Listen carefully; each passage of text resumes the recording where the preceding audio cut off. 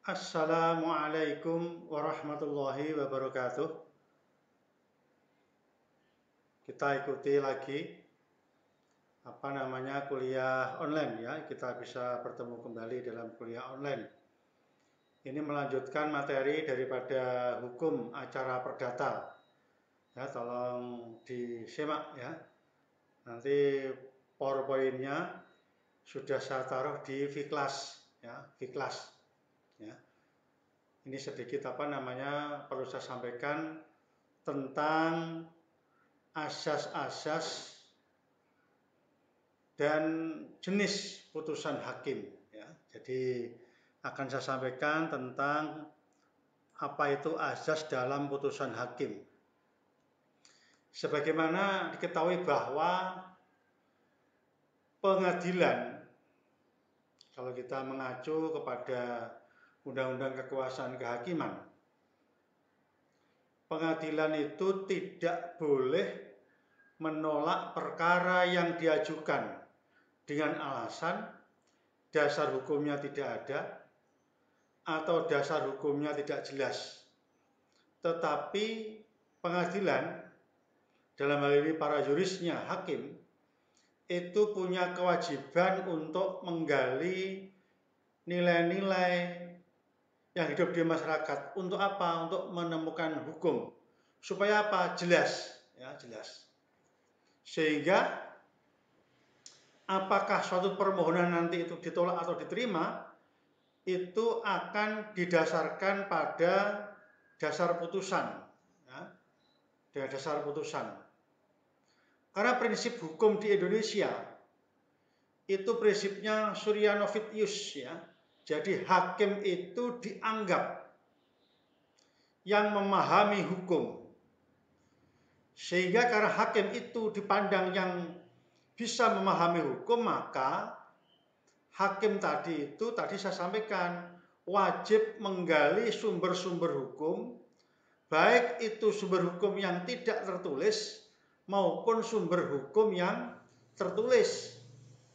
Ya, tentu ada banyak sumber hukum formil yang berlaku di Indonesia. Kewajiban hakim untuk menggali dan menemukan hukum itu. Jadi tidak bisa kemudian hakim dengan alasan ini tidak ada dasar hukumnya, tidak bisa begitu. Karena apa? Secara filosofis, normatif, hakim itu mempunyai otonomi di dalam mengambil keputusan, di dalam memutuskan suatu perkara. Ya, khususnya di sini adalah hukum acara perdata ya, acara perdata.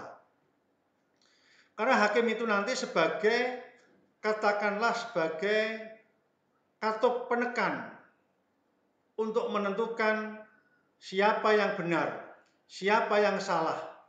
Tentu nanti itu adalah berdasarkan fakta-fakta yang terungkap di persidangan. Hakim sebagai salah satu penegak hukum, ya, penegak hukum untuk menentukan bagaimana implementasi hukum itu yang ada di Indonesia. Nah, terhadap otonomi hakim ini kebebasannya tidak mutlak, ya, tidak mutlak. Artinya begini. Tidak mutlaknya itu, hakim di dalam memutus perkara itu tidak hanya didasarkan pada keyakinan hakim, tetapi harus didasarkan juga hukum. Itulah mengapa kita seringkali dalam putusan-putusan pengadilan itu menyatakan secara sah dan meyakinkan. Sah menurut hukum, apakah peraturan perundang-undangan, apakah hukum tertulis atau hukum tidak tertulis. Yang jelas ada dasar, kalau orang Jawa cantolan, ya, dasar untuk memutus perkara itu ada.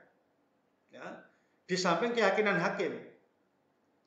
Tidak bisa begini, hanya berdasar undang-undang saja tapi hakim tidak yakin, ya tidak boleh juga diputuskan. Hakim yakin tapi dasarnya tidak ada, ya tidak boleh. Tetapi hakim wajib menemukan itu, ya. Sehingga secara fundamental, memang tidak demokratis, tidak one man one vote, ya. Artinya begini, ketika memutus perkara itu ada dasarnya, orang.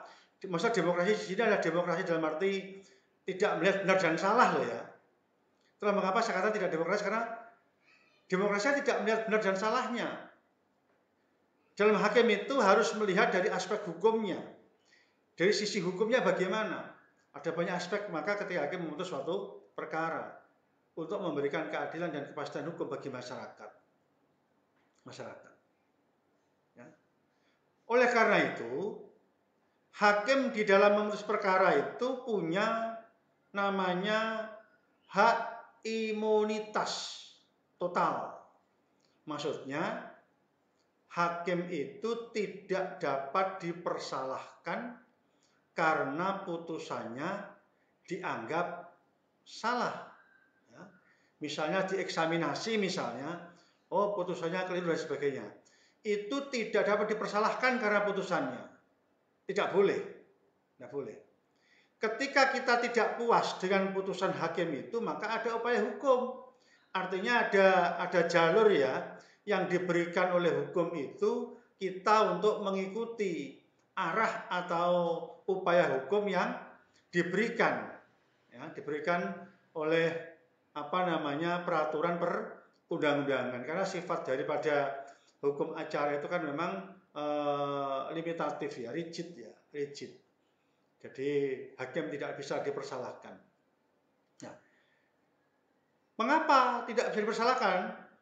Karena dalam perspektif hukum di Indonesia, putusan hakim itu dianggap sama, bukan sama ya, dianggap sama dengan putusan Tuhan Yang Maha Esa.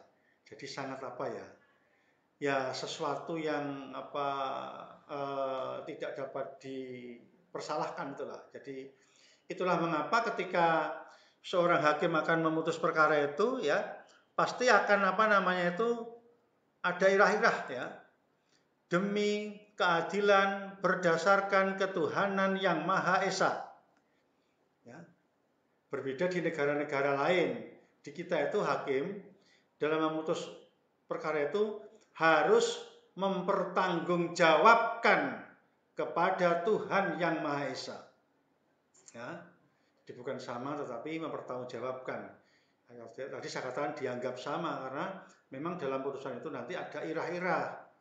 Pasti itu. Hakim tidak boleh lupa mengucapkan demi keadilan berdasarkan ketuhanan Yang Maha Esa.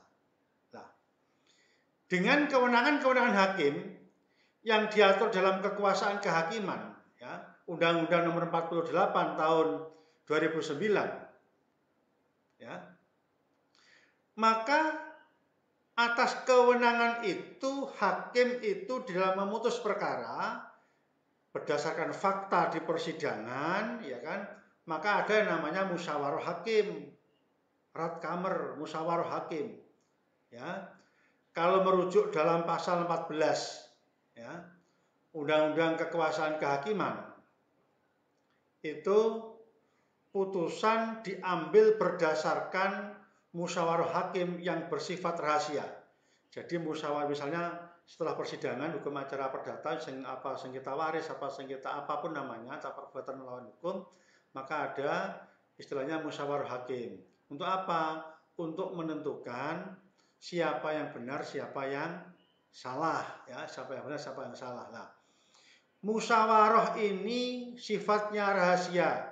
Artinya hanya para hakim itulah yang mengetahui nanti putusan akan diputuskan di depan sidang pengadilan. Nah, secara normatif menurut pasal ini, ya kan, masing-masing hakim, setiap hakim itu ada kewajiban untuk menyampaikan pendapatnya secara tertulis, ya, terhadap perkara yang diajukan di persidangan, ya.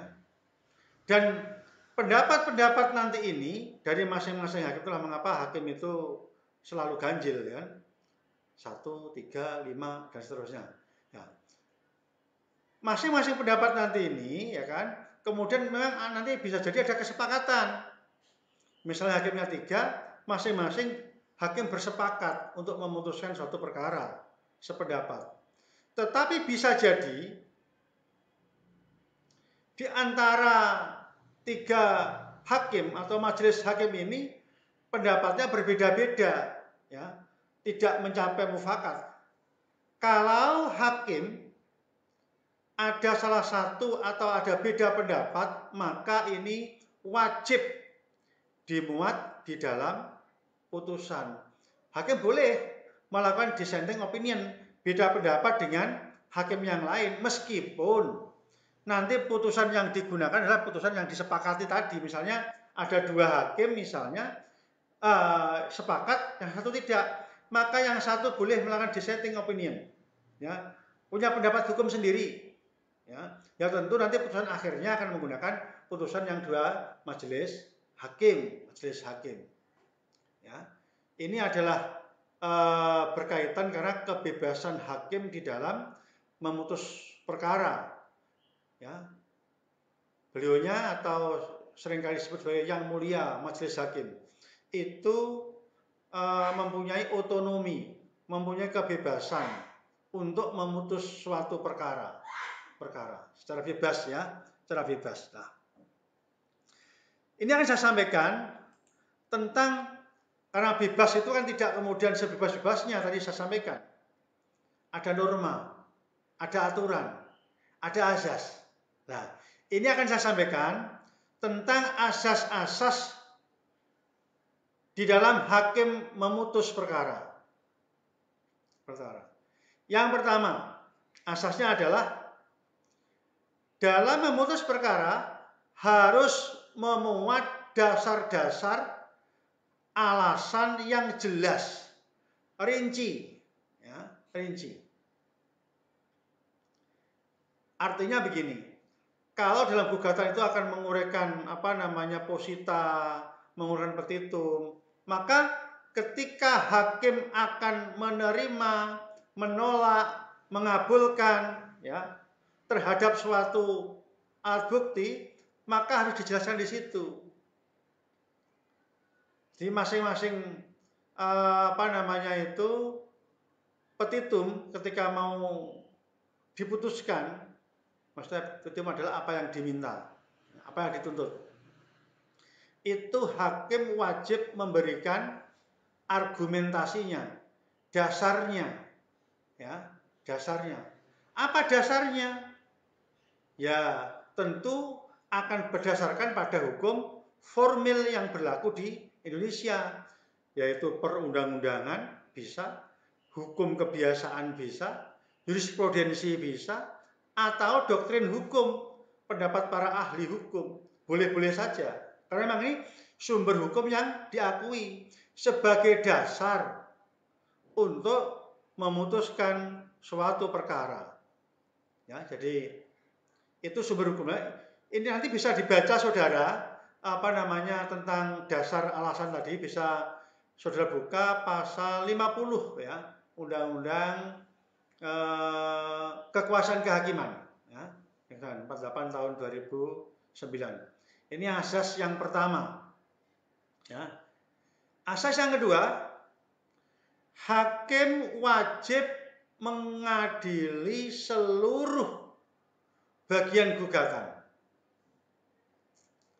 Jadi tadi saya sampaikan bagian-bagian gugatan apa yang diuraikan oleh para pihak, itu hakim punya kewajiban untuk mengadilinya. Kalau secara praktis, kalau petitumnya 5, ya 5 itu nanti harus diuraikan semuanya. Kalau petitumnya 10, ya 10 itu bagian-bagian ini harus dijelaskan semuanya, ya. Jangan sampai ada yang kelewatan, tidak boleh. Hakim dalam mengadili suatu perkara ini tidak boleh nanti ada yang terlewatan, nanti bisa jadi kekhilafan hakim nanti, ya, kekhilafan hakim.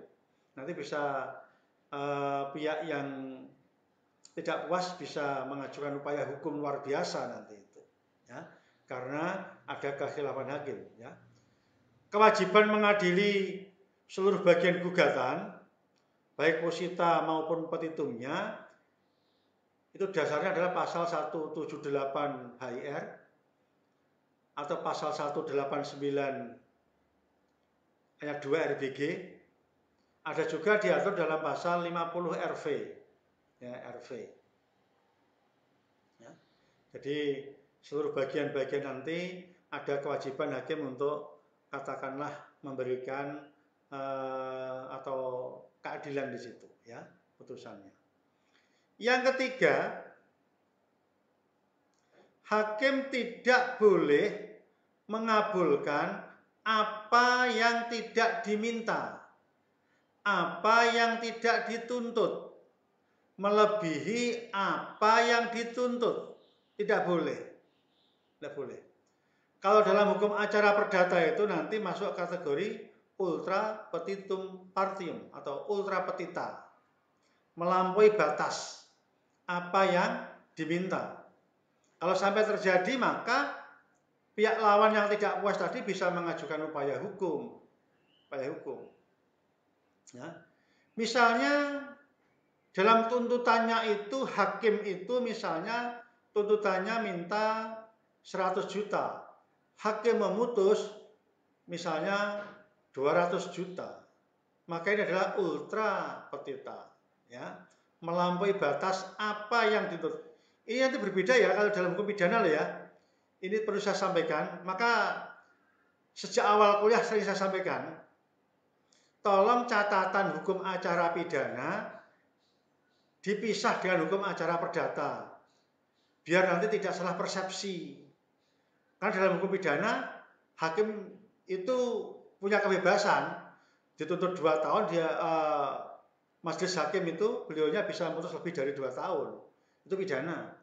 Ya, sekedar membandingkan untuk memudahkan penjelasan saya. Dalam hukum acara perdata tidak boleh melebihi itu. Ya, saya tegaskan ya.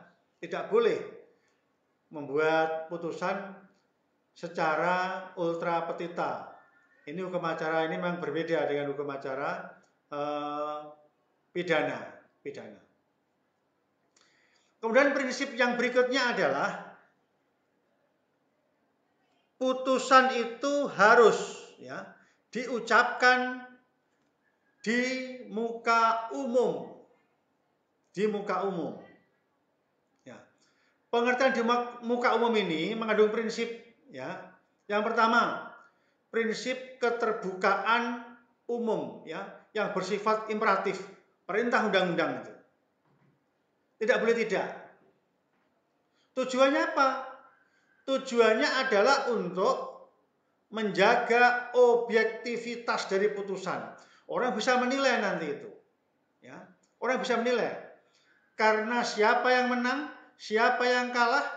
Tadi saya sampaikan ada argumentasi hakim itu, rasio decidendi-nya, ya. Dasar-dasarnya. Ya kan? Dengan demikian ini maka putusannya nanti itu juga demikian untuk objektivitas ya. Jadi the open justice principle ya.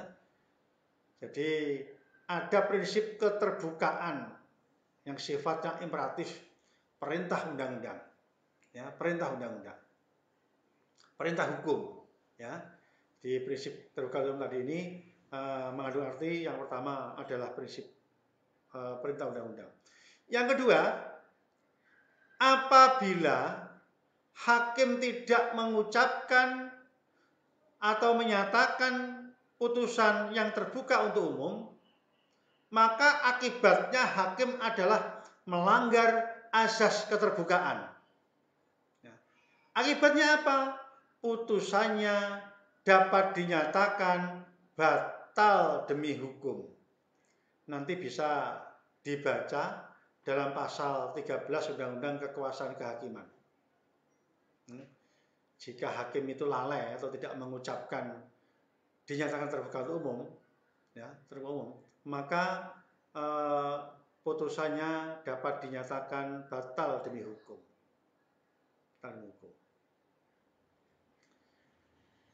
Keterbukaan ini juga mengandung prinsip, meskipun pemeriksaannya adalah tertutup, misalnya sidang perkara perceraian kan tertutup itu. Karena ada sesuatu hal-hal yang harus dirahasiakan ya dalam pemeriksaan. Namun meskipun tertutup perkara perceraian itu sidangnya, terhadap putusan wajib dinyatakan terbuka untuk umum.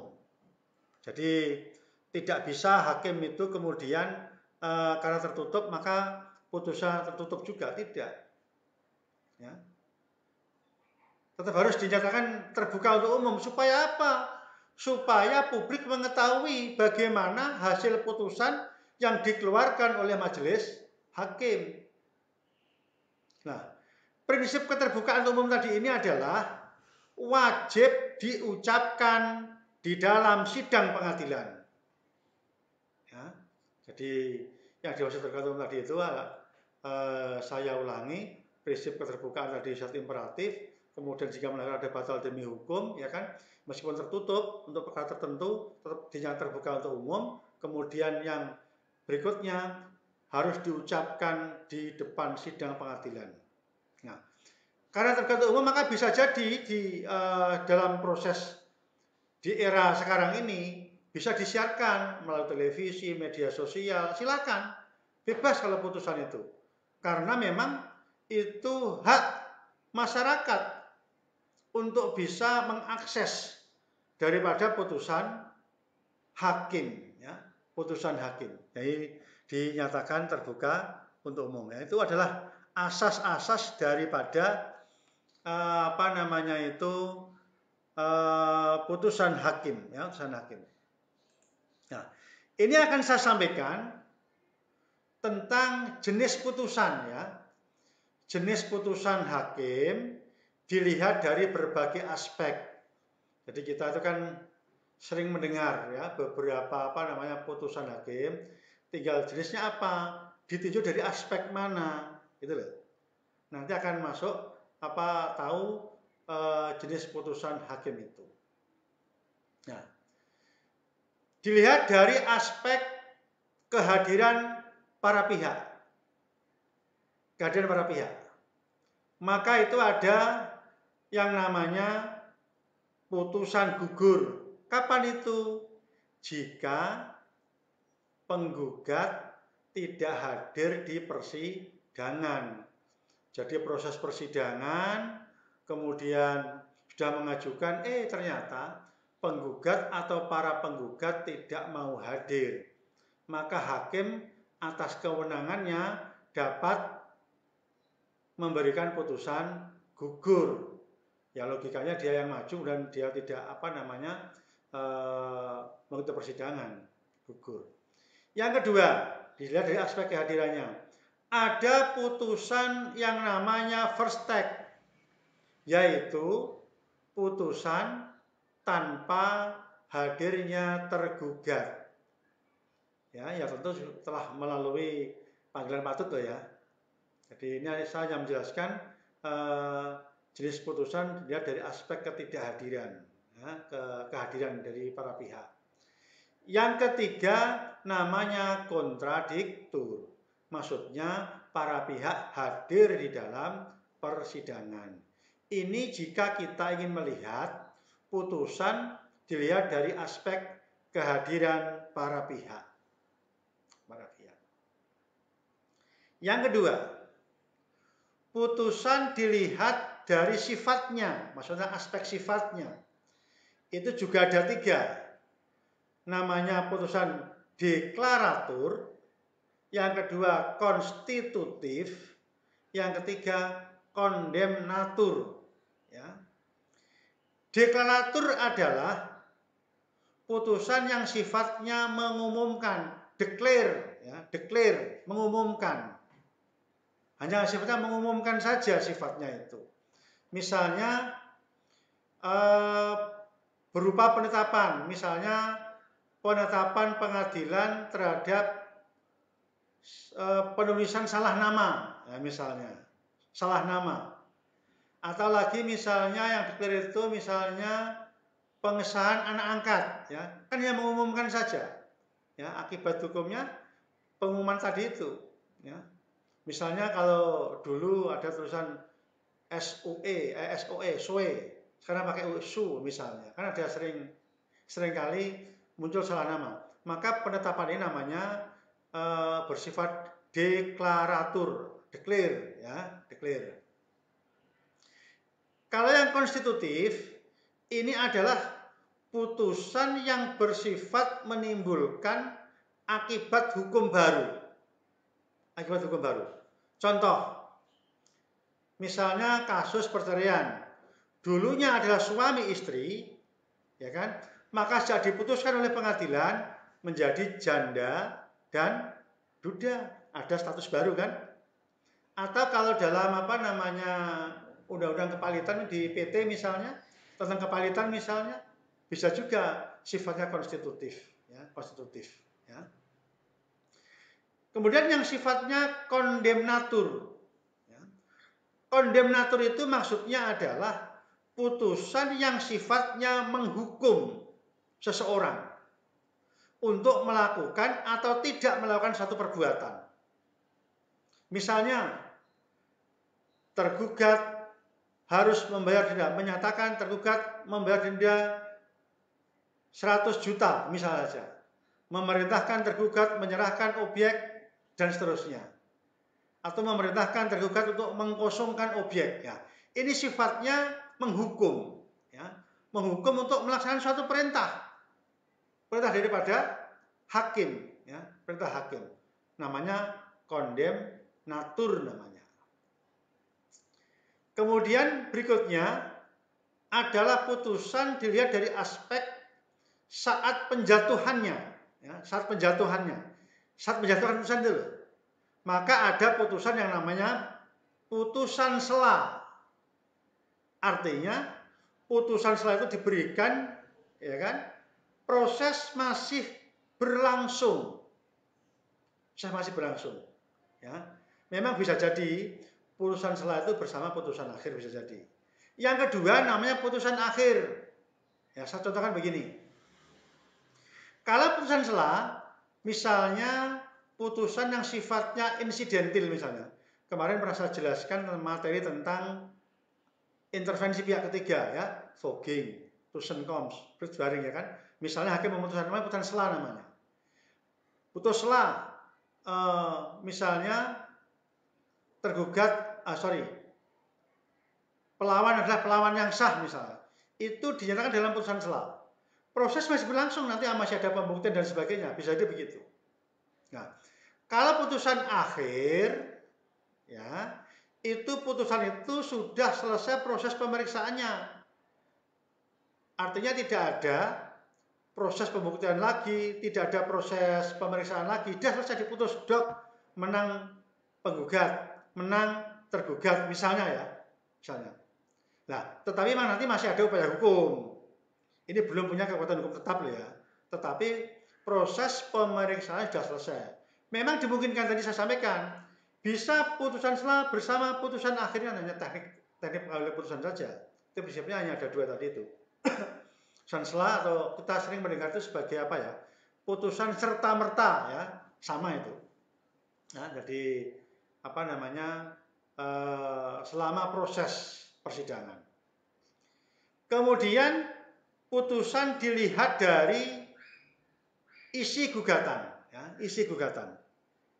Nah, itu ada putusan dinyatakan tidak dapat diterima. Ya. Artinya gugatan yang diajukan itu cacat formil. Cacat formil. Dinyatakan tidak dapat diterima. Tidak dapat diterima itu tidak berarti kalah ya. Artinya aspek formilnya tidak memenuhi syarat sehingga hakim memutus tidak dapat diterima atau sering dikatakan NO, niet onafhankelijk verklaard, ya. Itu adalah gugatan dinyatakan tidak dapat diterima karena gugatan itu cacat formil. Apakah karena kabur atau obsolable? Apakah karena kurang pihak? Plurium litis consortium, ya. Jadi aspek formalnya tidak memenuhi kualifikasi, ya. Biasanya Ini karena pihak lawan mengajukan eksepsi dan dikabulkan oleh majelis hakim. Kemudian yang kedua, dilihat dari isi gugatan, namanya putusan menolak gugatan untuk seluruhnya. Artinya, karena digugat, penggugat tidak dapat membuktikan dalil-dalilnya. Jadi dia mengatakan bahwa tergugat melakukan perbuatan melawan hukum, tidak punya bukti, tidak bisa membuktikan, atau menyatakan misalnya dia dalam dalilnya gugatan menyatakan bahwa tergugat melakukan prestasi, ingkar janji, tidak dapat membuktikan, maka putusannya itu nanti adalah hakim akan menolak gugatan untuk seluruhnya. Namun demikian bisa jadi gugatannya itu sebagian bisa dibuktikan, sebagian tidak. Maka hakim akan menyatakan menolak gugatan sebagian. Nah ini nanti berkaitan dengan jenis berikutnya, mengabulkan gugatan untuk seluruhnya. Kapan itu? Yaitu apabila penggugat dapat membuktikan dalil-dalilnya. Ya, di semua dalil dibuktikan, hakim meyakini secara normatif ada undang-undang yang mengatur, maka gugatan dikabulkan untuk seluruhnya. Jadi karena penggugat bisa membuktikan dalil-dalilnya, namun bisa jadi mengabulkan sebagian, bisa juga. Ya, artinya sebagian bisa dibuktikan, sebagian tidak bisa dibuktikan. Ya, demikian yang perlu saya sampaikan di dalam perkuliahan kali ini ya. Jadi ini melengkapi terhadap materi-materi sebelumnya. Demikian, terima kasih. Wassalamualaikum warahmatullahi wabarakatuh.